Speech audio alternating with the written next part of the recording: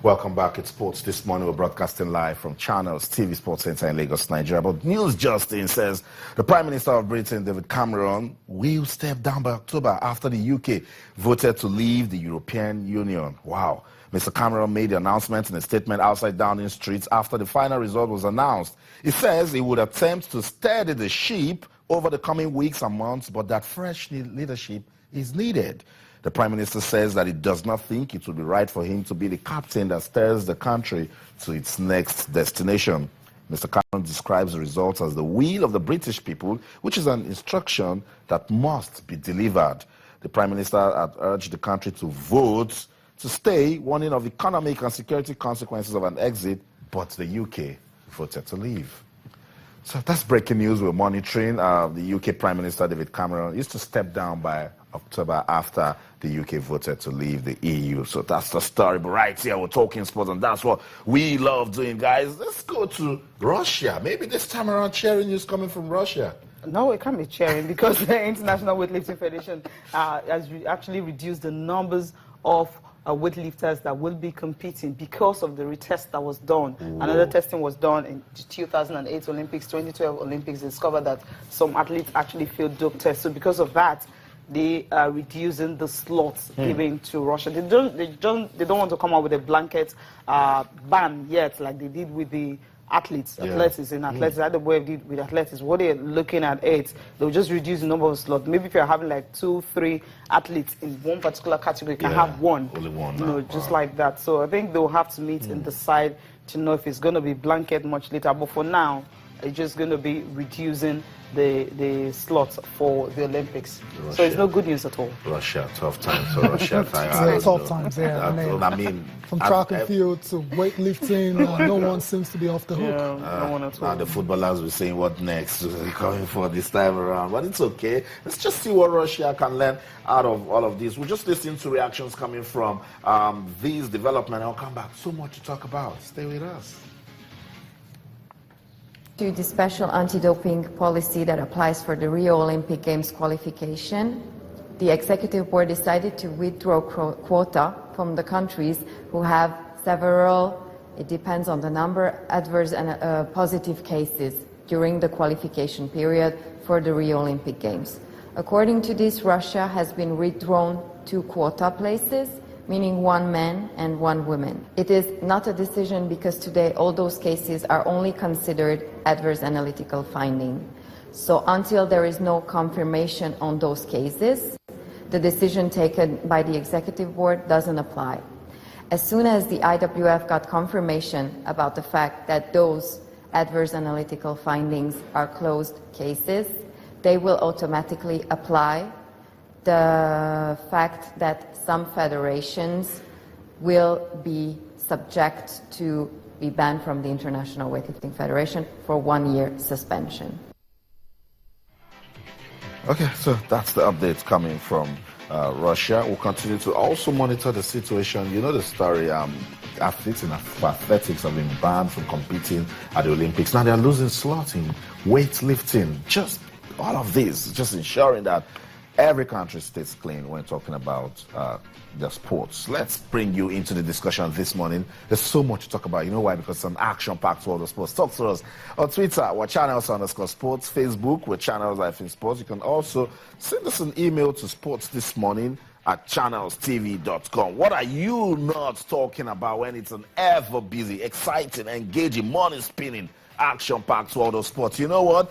Today, we will get to know the teams that the Super Eagles of Nigeria will play to pick a ticket to the 2018 World Cup in Russia. I had to pause because, you know, these are not really good times for football in the country. Let's see. When we know the foes, then we'll come back and talk about it. Talk to us in the hashtag Super Eagles. Let's also talk about this ban CAF has given to Algerian club ES Setif. Look, it says crowd trouble. We don't have the power for it. We've told clubs time and time again that you need to educate your fans. There needs to be some peace and orderliness when a match is going on. trouble in the match against Mamelodi Sundowns, and now, they lost that game, and now they have been banned. Let's just talk about that with the hashtag Setif banned. And then, of course, the Olympics. We're getting updates here and there.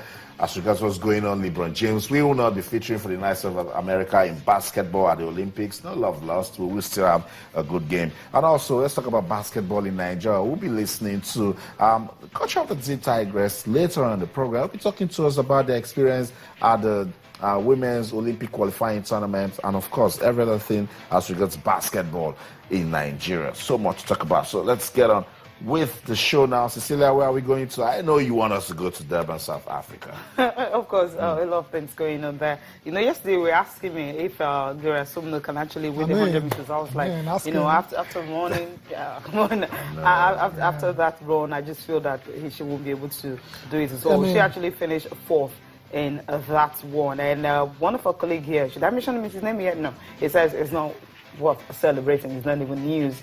How can she finish 4th? Because it's African Championship will cry that. It is news because it's the 100 meters final for the women, and she came 4th. Yeah, she came 4th, not good enough. That's the bottom line. 100 meters. That's not good enough. You're outside of Africa. The podium. Yeah. When you don't finish on the podium, then it's not really nothing to celebrate. And if you look at the time, 11.45 seconds. That's right. Not good enough. I mean, Muriel Aure, that's the lady that seems to be, the flavor of the month right now. She's the champion, new African champion, and she clocked 11 seconds to actually win that particular race. Just breaking Blessing Okagbari's record that she set in Marrakech in Morocco.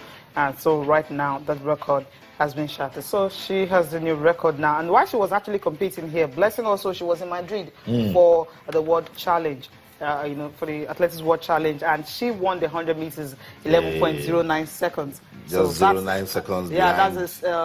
She said that's her season best. Season best this year. So that's a good one for her. So why she's they're making use of the window. Exactly. So that's how it's supposed to be. You also have Orina Gori was also there. Shea Ogunle also. Wow. They were also there, though they didn't get another big one. The position. But that's not surprising. It's not surprising at all. But going back to Blessing, Muriel Aure, it looks like that rivalry is going to be around for a long time. I remember, like you said, Cecilia, she just broke Blessing's African record, and I'm sure Blessing will be looking, to get that record back. And I'm looking forward to future meetings between these two incredible athletes. And Regina George is in the final of the 400 meters as well. So that's one lady I expect. Patience George. I expect those two ladies now to be really to be top echelon 400 meters runners, but they haven't gotten there yet. Hopefully, they can get on the podium later today. Okay, we'll continue to monitor all that is good. But Cecilia, talking about Shea Ogunle, or just something like he actually set a personal best of 10.18 seconds. He finished 5th in the 100 meters anyway, but at least that personal best is something 10.18 seconds. So that's good. But Orina was listed for the race. He did not start. Reason I really don't know about that. So at least they're busy. They may not be in Durban in South Africa, but definitely they're busy. Okay, his name wasn't that. Okay, so I didn't get the opportunity to do the 100 meters final yesterday, which was actually won by another Ivorian. And you wonder, man, this 100 meters used to be the strength of Nigeria way back in the days. Athletes that are able to do that. It's so funny that you just have 2-3 athletes for 100 meters in Nigeria. You keep mentioning same names over and over again and everything. And the same names are not exactly top echelon. I mean, Sher is. I mean, it's coming up 10.18 seconds. That's a long. That's a long run. It's a long way from the best. He's a young man, and these are good times. He's promising. He's giving his promising. Best. That's the good thing about him. Running season best every now and then when he has the opportunity to be on the tracks. Particularly after a disappointing outing at the African Games, Shea went back. He's working so hard. Let's see. He needs that. Yeah, it's about time. I mean, it's got a great upside. It can only get better. Yeah, definitely. Hopefully. Okay, well, you talked about the fact that Scott and Nnaji were talking about, their preparations and what happened and everything and all that before they went for the championship and everything. But he said something that actually struck me. He was like, the game they played against Belarus was more like still a friendly for them, based on the fact that they were supposed to have played about three friendlies against Argentina. They played against a Turkey. Half of this squad actually traveled for the game. Then against Argentina, that didn't hold. The reason was given. And of course, when they now played Belarus, who happens to be their first competitive game, all of them together, all the technical crew together. So more like a dress rehearsal for them. So the bottom line of what you're trying to say is and everything. what's So, the I bottom mean, line? the second one, of course, they were able to gel together and unfortunately just couldn't make it. Yeah, from what Cecilia is saying us now, I don't know about you. I think she's trying to say preparations were far from ideal. That's right. Yeah, That's right. okay. We said it, yeah. Maybe we'll listen to him. He was talking about the under-17 players, how they will be feeling right now. All they need is proper management so that they don't feel left out at all.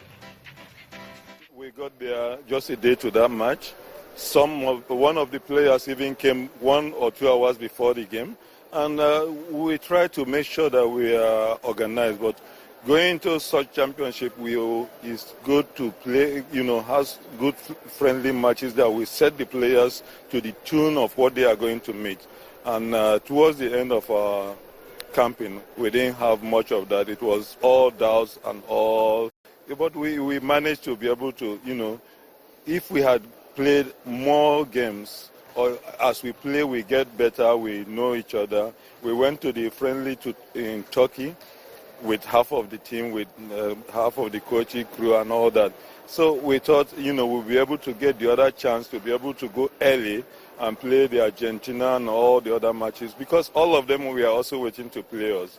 But that was not to be. But I think the players went in with a high spirit, hoping we'll be able to make it. But we fell short.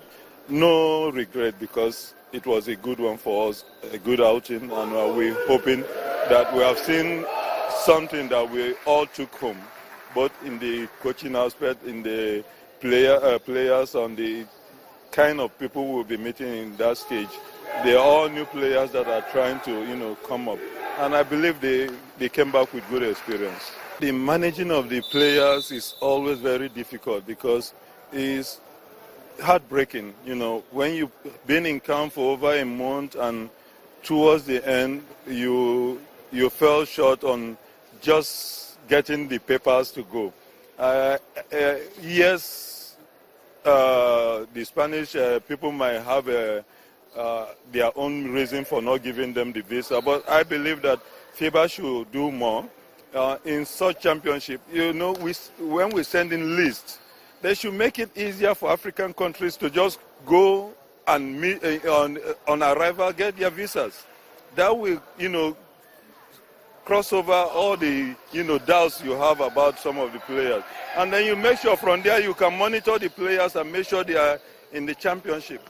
But they, thought otherwise and felt maybe the players are going to run away or whatever they have, refuse to give them this thing. But for the players now is how to manage them to, get back their spirit up, to know that, yes, they still have a longer way to be able to achieve their aims in basketball.